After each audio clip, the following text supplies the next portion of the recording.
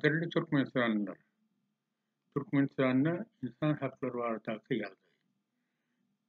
Bir sefer halkara kurumlarda şu mesele dinleniydi. Resmi Türkmenistan'ın vekilleri şu yerde ağzını doldurup Türkmenistan'ın insan hakları doğruluya ve yazdı gülüyorlayıp yalan söyleyediler. Hakikati seyretsek, araştırıcı jurnalist Sultan Açilova bilen bolan vaka. Birinci edek geçecek bolanına Jeneva, şu yerde pasportuňyz daýlanıpdyr diýip bahanalap onu goýurmadiler.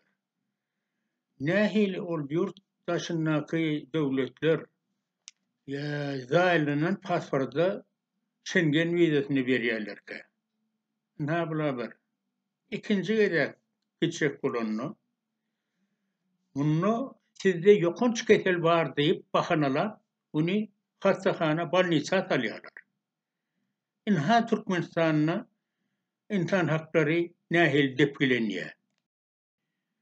Bir ýürüýçi gulluklaryň tapýan hereketleri ýa tapýan zatlar däl. Bu ýokurdan gelýär. Birinji nowatda prezident tarapyndan. Ol bular ýaly görkezme bermese, ýürüýçi gulluklar bular ýaly hereketi hiç wagtym etmez. Sultan Açilova keypine yurttaşyna gitjek bolanok, onu ýürüýçi çagyrýarlar. Ýanky halkara bayragyny gowşurmak üçin, on araşdyrjy jurnalist bolup etken hereketleri üçin berilýän bayrag.